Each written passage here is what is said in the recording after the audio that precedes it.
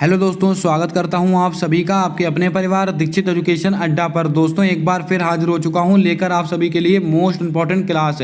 आज 12 सितंबर SSC MTS की परीक्षा की सारी शिफ्टों में आपसे क्या क्या सवाल पूछे गए और आने वाली शिफ्टों में अब आपको क्या तैयार कर जाना है उसका एक सटीक एनालिसिस करेंगे इस क्लास के अंदर। मोस्टली सवाल आज मैं आपको यहाँ पर बताने वाला हूँ जो आज की शिफ्टों में आपसे पूछे गए हैं। आप एसएससी का लेवल देख सकते हैं कि आपको किस लेवल की तैयारी कर आने वाली परीक्षाएं देनी है। आइए शुरू करते हैं आज की क्लास, देखते हैं अपने सारे महत्वपूर्ण सवाल है। दोस्तों कुछ सवाल तो ऐसे हैं जो हम डेली डिस्कस करते हैं और डेली पूछे जाते हैं। हमारा क्वेश्चन पहला पूछा गया कि स्टैचू ऑफ यूनिटी ये कहां पर स्थित है। तो दोस्तों बच्चे को पता है स्टैचू ऑफ यूनिटी कहां पर स्थित है, गुजरात में स्थित है। और गुजरात में भी दोस्तों कहां पर, केवड़िया डिस्ट्रिक्ट में स्थित है। और दोस्तों इसकी कुल ऊंचाई कितनी है, 182 मीटर। कितनी है, 182 मीटर दोस्तों इसकी कुल ऊंचाई है, आपको याद होगा। और दोस्तों किसकी प्रतिमा है, सरदार वल्लभ भाई पटेल जी की प्रतिमा है, इसको आप याद रखें, याद कीजिएगा दोस्तों। स्टैचू ऑफ यूनिटी, माफ कीजिएगा, statue of equality, statue of equality ये दोस्तों कहां पर स्थित है। तो दोस्तों आपको याद होगा स्टैचू ऑफ इक्वलिटी ये कहां पर स्थित है, ये हैदराबाद में स्थित है। और किसकी प्रतिमा है, संत रामानुजाचार्य की प्रतिमा है। और कितनी है, 216 फीट इसकी ऊंचाई है। इसको भी आप नोट करके रखें, ये क्वेश्चन भी आपके लिए महत्वपूर्ण रहेगा। तो स्टैचू ऑफ यूनिटी कहां पर स्थित है, गुजरात में स्थित है। इसकी ऊंचाई कितनी, 182 मीटर। और दोस्तों केवड़िया डिस्ट्रिक्ट में स्थित है। इसके अलावा किसकी प्रतिमा है, सरदार वल्लभ भाई पटेल जी की प्रतिमा है। स्टैचू ऑफ इक्वलिटी अगर आपसे पूछे तो ये हैदराबाद में स्थित है। किसकी प्रतिमा है, संत रामानुजाचार्य जी की प्रतिमा है। और 216 फीट इसकी ऊंचाई है। दोस्तों आपको याद होगा स्टैचू ऑफ नॉलेज, अगर आपसे क्वेश्चन पूछा जाए स्टैचू ऑफ नॉलेज ये कहां पर स्थित है, लातूर महाराष्ट्र में स्थित है। किसकी प्रतिमा है, डॉक्टर भीमराव अंबेडकर जी की प्रतिमा है। और एक प्रतिमा आपको और नोट करनी है दोस्तों, भगवान बुद्ध की शयन मुद्रा में प्रतिमा है, वो कहां पर स्थित है, बोधगया बिहार में। और स्टैचू ऑफ पीस कहां पर स्थित है, राजस्थान में स्थित है। इससे बाहर सवाल आपकी परीक्षा में नहीं पूछा जाएगा। अगला क्वेश्चन, खेल दिवस कब मनाया जाता है। तो आपको दोस्तों याद होगा 29 अगस्त को मनाते हैं खेल दिवस, इसको आप नोट करके रखें। अब दोस्तों आपको बताना है राष्ट्रीय हिंदी दिवस कब मनाते हैं, इसका जवाब आपको कमेंट करके बताना है। लेकिन अगर आपसे क्वेश्चन पूछ लिया जाए विश्व हिंदी दिवस, ये महत्वपूर्ण सवाल है। अगर विश्व के सापेक्ष में आपसे हिंदी दिवस पूछा जाए तो आपको याद रखना 10 जनवरी को। कब मनाया था, 10 जनवरी को मनाते हैं विश्व हिंदी दिवस है। और ये क्यों महत्वपूर्ण है, क्योंकि 10 जनवरी 1975 में पहला विश्व हिंदी सम्मेलन हुआ था। कहां पर, नागपुर महाराष्ट्र में। इसको आप नोट कर लें, ये सवाल परीक्षा में कई बार पूछा गया है। और दोस्तों इस बार दोस्तों इसका आयोजन कहां हुआ, विश्व हिंदी सम्मेलन का फिजी के अंदर। ये बात भी आपको नोट करनी है। अगला क्वेश्चन हमसे पूछा गया कि भारत के प्रथम प्रधानमंत्री कौन थे। तो बच्चे वाला सवाल है, बच्चे को पता है, पंडित जवाहरलाल नेहरू, जो कि आपका बिल्कुल सही आंसर होगा। जल्दी से बता दें, भारत की पहली महिला मुख्यमंत्री कौन बनी थी। आपको मैंने कई बार नोट कराया है, सुचेता कृपलानी दोस्तों भारत की पहली महिला मुख्यमंत्री बनी थी। और किस राज्य की बनी थी, उत्तर प्रदेश की बनी थी। अगर आपसे यही क्वेश्चन पूछा जाए भारत की पहली महिला दोस्तों राज्यपाल कौन बनी थी, सरोजनी नायडू। और दोस्तों किस राज्य की बनी थी, ये भी उत्तर प्रदेश की बनी थी। इसको भी आप नोट करके रखें। अब दोस्तों आपको याद होगा अगर आपसे क्वेश्चन पूछा जाए कांग्रेस की पहली महिला अध्यक्ष एनी बेसेंट है, लेकिन कांग्रेस की पहली भारतीय महिला अध्यक्ष सरोजनी नायडू। ये दोनों क्वेश्चन आपको याद कर रखने हैं, अति महत्वपूर्ण सवाल हैं। जितना दोस्तों मैं फैक्ट बोल रहा हूं वो भी अपने आप में एक सवाल ही है, उनको भी आप बहुत ध्यानपूर्वक सुने, बहुत ध्यानपूर्वक नोट करें। अगला क्वेश्चन है, डिफेंस ऑफ इंडिया एक्ट कब आया था। तो दोस्तों आपके ऑप्शन में 1915 देके रखा था, जो कि आपका बिल्कुल राइट आंसर हो जाएगा। आपको याद होगा 1916, ये तारीख हमारे लिए क्यों महत्वपूर्ण है। दोस्तों आपको याद होगा 1916 में दो चीजें हुई थी, अंबिका चरण मजमूदार और दोस्तों लखनऊ अधिवेशन। अगर आपसे क्वेश्चन पूछा जाए लखनऊ अधिवेशन कब हुआ था, 1916 में। और इसकी अध्यक्षता किसने की थी, अंबिका चरण मजमूदार ने की थी। और दोस्तों आपको बता दें 1916 में ही होम रूल लीग मूवमेंट आया था। कौन सा, होम रूल लीग मूवमेंट। और दोस्तों इसकी अध्यक्षता किसने की थी, दो लोगों ने की थी, पंडित बाल गंगाधर तिलक और दोस्तों कौन थे, एनी बेसेंट। इन दोनों के भी नाम आपको याद रखने हैं। अगला सवाल दोस्तों, अगला क्वेश्चन पूछा गया कि विंग्स ऑफ फायर किसकी पुस्तक है। बच्चे वाला सवाल है दोस्तों, 4 दिन से एसएससी यही पूछ रहा है आपसे घुमा कर। विंग्स ऑफ फायर किसकी पुस्तक है, एपीजे अब्दुल कलाम जी की पुस्तक है। और दोस्तों इंडिया विंग्स फ्रीडम अगर आपसे आने वाली शिफ्टों में पूछ ले तो आपको नाम याद रखना है, मौलाना अबुल कलाम आजाद। इसको आप नोट करके रखिएगा। अगर आपने हमारी दोस्तों ये बुक्स और ऑथर वाली किताब वाली क्लास ना देखी हो उसको आप देख कर जाइएगा। डेली दोस्तों उस क्लास से 2 से 3 सवाल आपसे पूछे जा रहे हैं। अभी मैं सवाल आपको दिखाऊंगा, हूबहू सवाल दोस्तों मैंने संडे को अपलोड की थी, एमटीएस की प्लेलिस्ट में आपको मिल जाएगी और उस क्लास को आप देख कर जाइएगा। अगला क्वेश्चन, वर्ष 2009 में ऑस्कर अवार्ड किसको मिला था? तो आप नोट करके रखिए, AR रहमान को दोस्तों मिला था। इनको दोस्तों मोजार्ड इनको मोजार्ड नाम से भी जाना जाता है। ये सवाल आपकी परीक्षा में बन सकता है, इसको आप ध्यान में रखें। आइए चलते हैं नेक्स्ट क्वेश्चन की ओर। दोस्तों क्वेश्चन पूछा गया कि फीफा अंडर 17 महिला विश्व कप 2022 में कितने देशों ने भाग लिया? फीफा अंडर 17 महिला विश्व कप मैंने दोस्तों कई बार आपको नोट कराया है, आज आपसे सवाल पूछा गया है।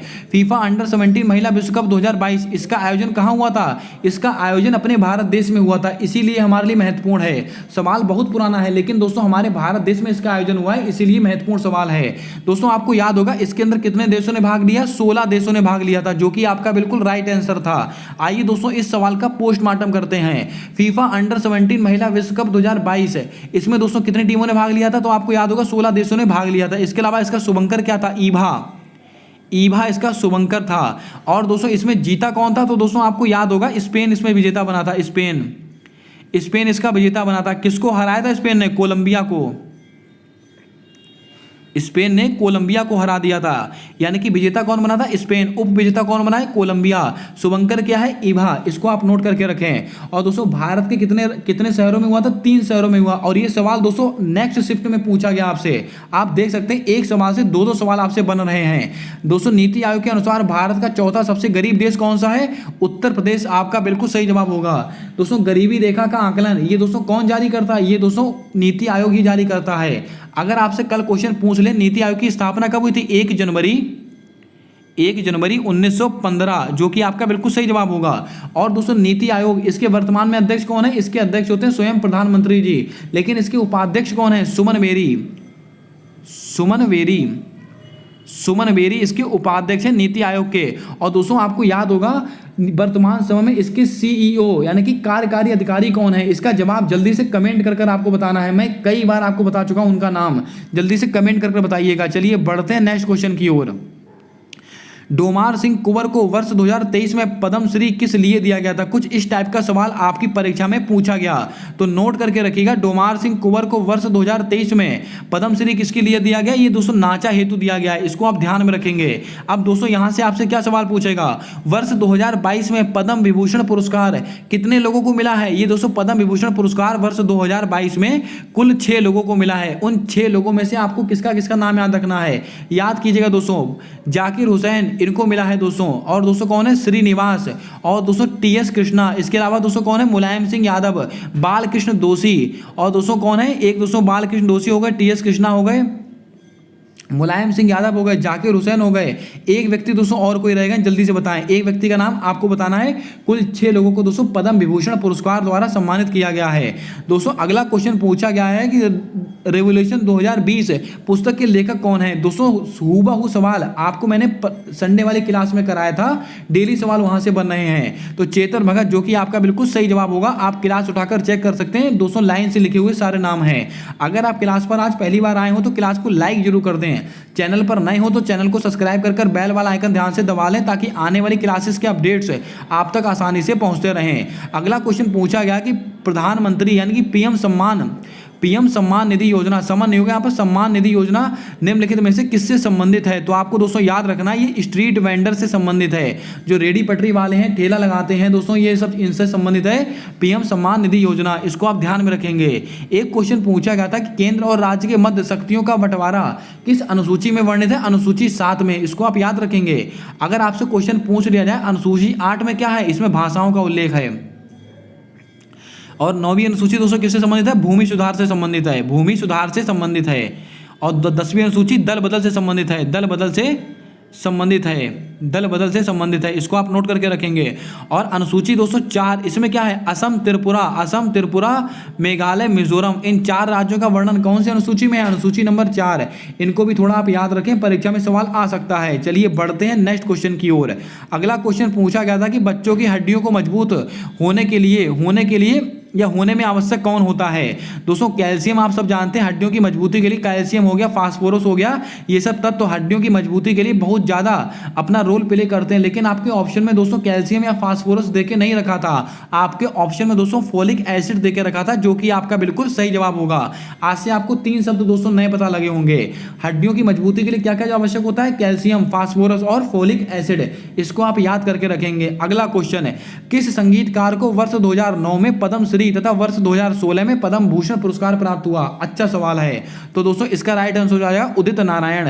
यानी कि दोस्तों जो बॉलीवुड के महत्वपूर्ण सिंगर हैं उनको आप पढ़कर जाएं, उनसे संबंधित उनको कब पुरस्कार मिला है, उनका वास्तविक नाम क्या है, इसको आप पढ़कर जाएं। डेली आपसे एक सवाल उठाया जा रहा है बॉलीवुड से। चलिए बढ़ते हैं नेक्स्ट क्वेश्चन की ओर।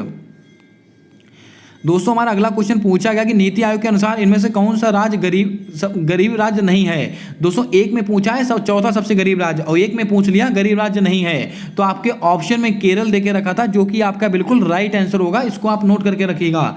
अगला क्वेश्चन है, राजस्थान में निम्नलिखित में से किस पर्वत का अधिकांश भाग देखने को मिलता है? तो अरावली पर्वत आपका बिल्कुल राइट आंसर हो जाएगा। इसको आप ध्यान में रखें। अगर कल को आपसे पूछ ले दोस्तों हेल्थ स्वास्थ्य बीमा उपलब्ध कराने वाला पहला राज्य कौन सा बन चुका है? राजस्थान। कौन सी योजना है? चिरंजीवी योजना।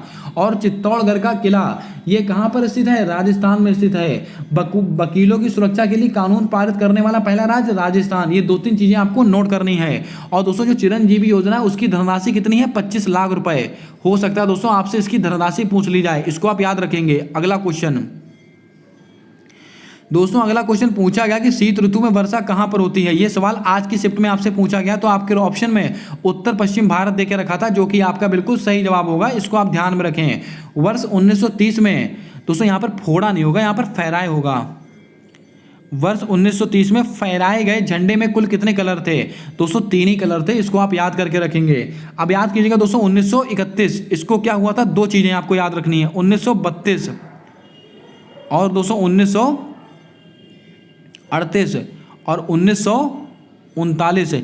ये 4 डेटें मैं आपको नोट कराता हूँ। 1942 इसको भी आप नोट ही कर लें। ये कुछ 4-5 डेटें जो आपको याद होनी चाहिए अगर आपका अगली शिफ्ट में एग्जाम है। 1931 को दोस्तों क्या हुआ था? तो आपको याद होगा 5 मार्च 1931 गांधी इरविन समझौता। 23 मार्च 1931 सरदार भगत सिंह, सुखदेव और राजगुरु जी को फांसी। अगर 1932 की बात करें तो पूना पैक्ट किसके बीच में हुआ था? महात्मा गांधी और डॉक्टर भीमराव अम्बेडकर के बीच में। और कहां पर यह हुआ था? तो आपको याद होगा यरबदा जेल के अंदर। अगला क्वेश्चन 1938 में क्या हुआ था? तो आपको याद होगा हरिपुरा अधिवेशन। इसकी अध्यक्षता किसने की थी? नेताजी सुभाष चंद्र बोस ने। 1939 में क्या हुआ था? फॉरवर्ड ब्लॉक की स्थापना हुई थी। यह सवाल आज की शिफ्ट में पूछा भी गया है। 1942 में क्या हुआ था? भारत छोड़ो आंदोलन। 9 अगस्त 1942 भारत छोड़ो आंदोलन है। अब दोस्तों आपको याद होगा करो या मरो का नारा किस आंदोलन में दिया गया था? भारत छोड़ो आंदोलन में दिया गया था। इसको भी आप याद करके रखें। नेक्स्ट क्वेश्चन, लच्छू महाराज का संबंध किस नृत्य से है? तो बच्चे को पता है लच्छू महाराज का संबंध किस नृत्य से है? ये दोस्तों कथक नृत्य से संबंधित है। इसको आप याद रखेंगे। दोस्तों मानिका बत्रा का संबंध किस खेल से है? Table tennis. और टेबल टेनिस से एक नाम आपको और लिख लेना, शरद कमल अंचता।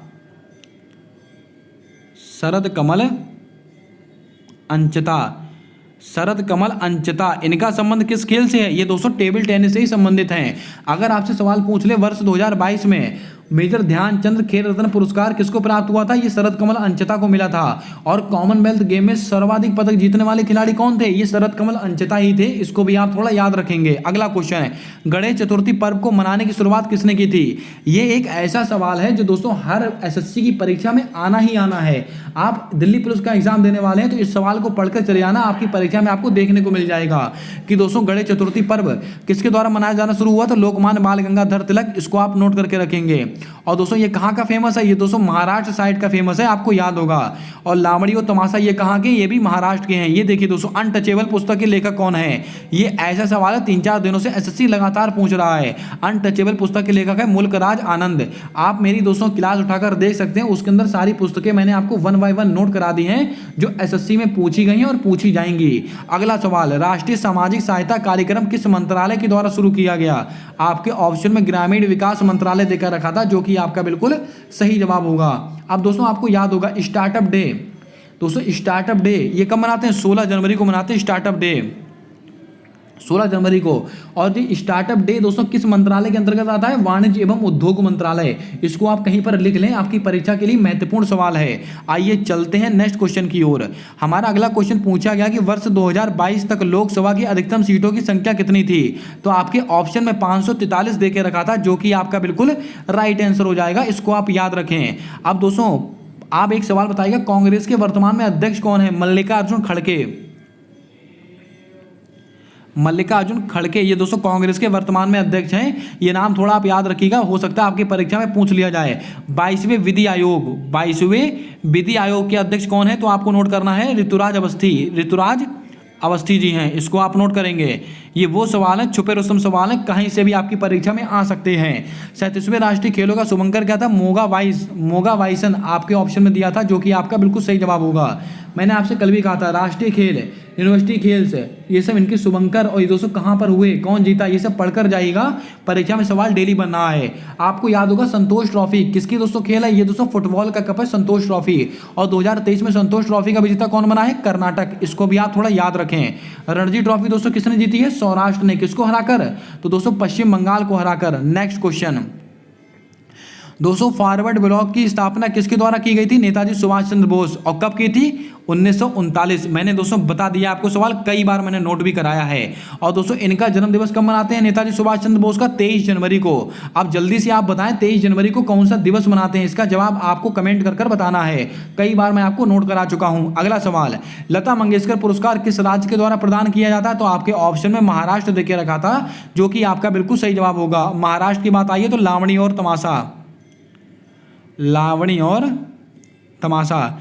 जितने सवाल दोस्तों मेरे माइंड से निकल सकते हैं और एसएससी में पूछे जा सकते हैं, सारे सवाल मैं आपको नोट कराते चलता हूं। यहां पर दोस्तों कोई टाइम पास नहीं कर रहे हैं हम, केवल सवाल, उसके आंसर, महत्वपूर्ण फैक्ट, इतना आप करते चलिए। 100% आपका पेपर बेस्ट होने वाला है। और दोस्तों आपके लिए बहुत ही महत्वपूर्ण जानकारी लेकर आए हूं, उसको सुन लीजिएगा बहुत ध्यान से। अगर आपका भविष्य में कोई सा भी वनडे एग्जाम है, अगर आप दिल्ली पुलिस का एग्जाम या एसएससी का कोई सा भी एग्जाम देने वाले हैं, तो आपके लिए लेकर आए हैं ब्रह्मास्त्र वाले ई नोट्स। जी हाँ दोस्तों, उन ई नोट्स में आपको क्या क्या मिलेगा? अगर आप केवल जीके जीएस के नोट्स परचेज करते हैं तो आपको स्टैटिक जीके, यानी कि दोस्तों टॉपिक वाइज आपको जीके मिलने वाली है। जीके भी ऐसी वैसी जीके नहीं होगी जो दोस्तों रिसेंट में आपकी परीक्षाएं हुई हैं, उसमें जो सवाल पूछे गए हैं और जो एक्सपेक्टेड क्वेश्चन है आपके सवालों परीक्षाओं में आ सकते हैं, ऐसा कंटेंट तैयार किया गया है आप सभी के लिए। और उसका जो प्राइस है मात्र 60 रुपीज आपके लिए रखा गया है उस ई नोट्स का। अगर आप दोस्तों जनवरी से लेकर जुलाई तक का करंट अफेयर चाहते हैं 2023 का, तो दोस्तों टॉपिक वाइज आपको करंट अफेयर दिया जा रहा है मात्र 60 रुपीज में। और अगर आप दोनों मिक्स लेना चाहते हैं तो 75 रुपीज के लिए आपको पे करने पड़ेंगे। और दोस्तों ये ई नोट्स आपके टेबल पर होने चाहिए अगर आप भविष्य में कोई सा भी एसएससी का एग्जाम देने वाले हों। इसका लिंक मैंने डिस्क्रिप्शन बॉक्स में और कमेंट बॉक्स में पिन करके रखा हुआ है। अगर अच्छा लगे तो जाइएगा, उसको परचेज करके रखिएगा। दोस्तों 100% आपकी परीक्षा के लिए रामबाण साबित होने वाले हैं ये ई नोट्स। आइए चलते हैं नेक्स्ट क्वेश्चन की ओर।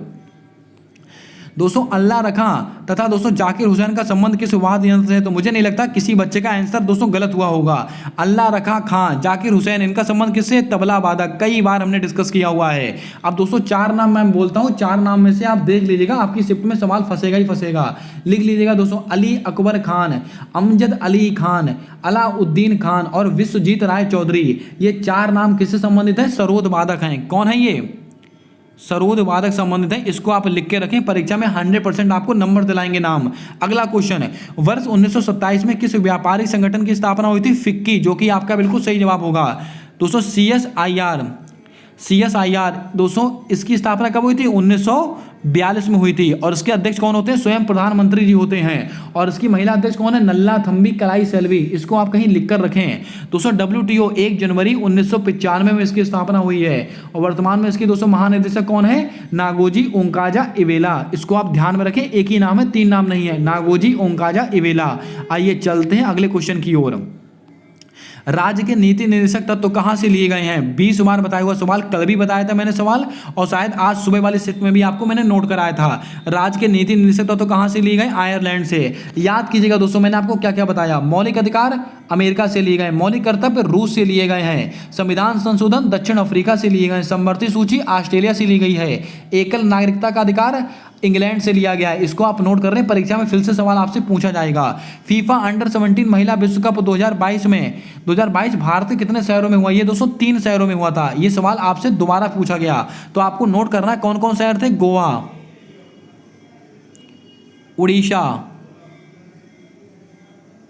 उड़ीसा और दोस्तों कौन सा? महाराष्ट्र यानी नवी मुंबई। इन 3 शहरों में इसका आयोजन हुआ था। इसको भी आप नोट कर लें। अगला क्वेश्चन, सरकट उत्सव किस राज्य में मनाया जाता है? तो आपको नोट करना, सरकट उत्सव ये पश्चिम बंगाल में मनाया था, जो कि आपका बिल्कुल सही आंसर होगा। आपके ऑप्शन में देके भी रखा था। अगला सवाल पूछा गया था, गृह प्रवेश योजना का संबंध किस राज्य से है? मध्य प्रदेश। लाडली लक्ष्मी योजना, लाडली बहन योजना, ये सब कहाँ की है? मध्य प्रदेश की योजना है। इसको भी आप नोट करके रखें। दोस्तों अर्न विद लर्न योजना कहाँ की है? अर्न विद लर्न योजना, ये दोस्तों अर्न विद लर्न योजना है त्रिपुरा की। कहाँ की? त्रिपुरा की योजना है। इसको आप नोट करके रखिएगा। सवाल बहुत अच्छा है, आपकी परीक्षा में बन सकता है। अर्न विद लर्न योजना। अगला क्वेश्चन है दोस्तों, भारत और श्रीलंका के मध्य में कौन सा जलडमरू पाया जाता है? तो दोस्तों हमने इस सवाल को भी कई बार डिस्कस किया हुआ है, पाक जलडमरू। और दोस्तों आपको याद होगा 1960 में क्या हुआ था दोस्तों? सिंधु जल समझौता। किसके बीच में? भारत और पाकिस्तान के बीच में सिंधु जल समझौता। इसको भी आप ध्यान में रखेंगे। दोस्तों अगला सवाल, और दोस्तों आपको याद होगा भूमध्य सागर को अटलांटिक महासागर से दोस्तों कौन अलग करता है? जिब्राल्टर की जनसंधि पाई जाती है इनके बीच में। और भूमध्य सागर को लाल सागर से स्वेज नहर। इन दोनों सवालों को भी आप कहीं पर लिख लें, सवाल दोबारा से परीक्षा में आ सकता है। ट्रेन टू पाकिस्तान पुस्तक के लेखक कौन है? खुशवंत सिंह, जो कि आपके ऑप्शन में देखे रखे थे। आपका बिल्कुल राइट आंसर होगा। अगला क्वेश्चन दोस्तों, गुलाब और सपेरा नृत्य किससे संबंधित है? दोस्तों एसएससी एक बार ये सवाल पूछ रहा है, तो याद रखिए कालबेली आपका बिल्कुल सही जवाब होगा। इसको हम डिस्कस कर चुके हैं। आम्र वर्षा किस राज्य में होती? केरल और कर्नाटक में होती आम्र वर्षा। आपके ऑप्शन में जो ऑप्शन देके रखा हो आपका वही सही जवाब हो जाएगा। और दोस्तों केरल के तट को क्या कहते हैं? मालाबार। तमिलनाडु के तट को क्या कहते हैं? कोरोमंडल। अगला क्वेश्चन दोस्तों, यहाँ से शुरू होते हैं हमारे सुबह वाली शिफ्ट के सवाल। और सुबह वाली शिफ्ट का अगर आपने एनालिसिस ना देखा हो तो उसको आप देख लीजिएगा। मैंने डिटेल में एनालिसिस कराया है, एसएससी एमटीएस की प्लेलिस्ट में आपको मिल जाएगा। दोस्तों विश्व महिला मुक्केबाजी चैंपियनशिप 2023 का आयोजन कहाँ हुआ? नई दिल्ली में। कौन जीता था दोस्तों? निखत जरीन, नीतू गंगा, स्वीटी बुरा, लवलीना बोरगोहन। अगला सवाल, बाल्टी डांस किस राज्य से संबंधित है? लद्दाख, जो कि आपका बिल्कुल सही आंसर होगा। अगला क्वेश्चन, किसको तोता ए हिंद के नाम से जानते हैं? अमीर खुसरो को। बच्चे को पता होगा। स्वदेशी आंदोलन को आंध्र प्रदेश में किस नाम से जाना जाता है? वंदे मातरम आंदोलन। ये नाम आप याद रखिएगा। स्वदेशी आंदोलन से दोस्तों जो भी महत्वपूर्ण फैक्ट बन सकते हैं सारे मैंने नोट आपको कराए थे। अब आपको दोस्तों याद करना है 1907 में क्या हुआ था? सूरत अधिवेशन। और इसकी अध्यक्षता किसने की थी?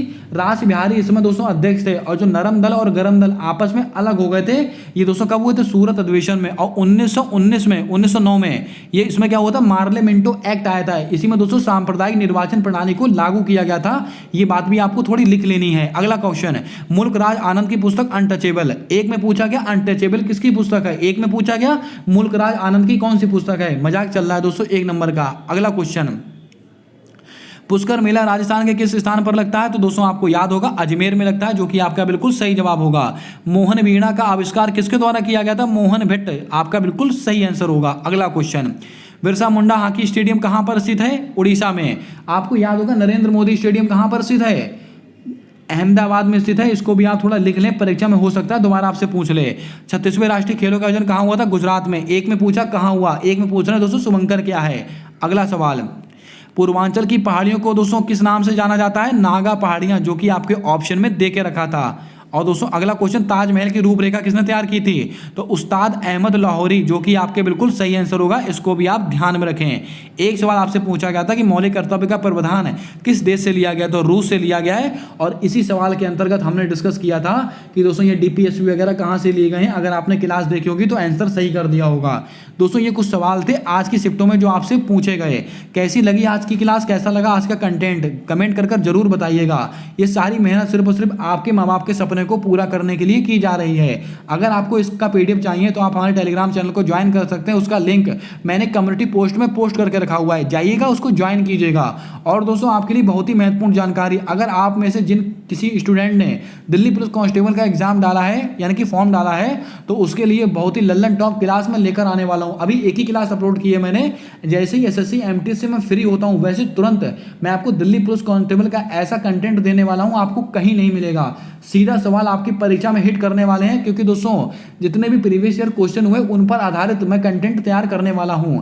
अगर आपने चैनल को अभी तक सब्सक्राइब ना किया हो तो सब्सक्राइब कर लें और बेल वाला आइकन ध्यान से दबा लें। दिल्ली पुलिस कांस्टेबल आपका इस बार सपना पूरा होने वाला है दोस्तों। क्लास को मिस मत कीजिएगा जब तक आपका पेपर हो ना जाए।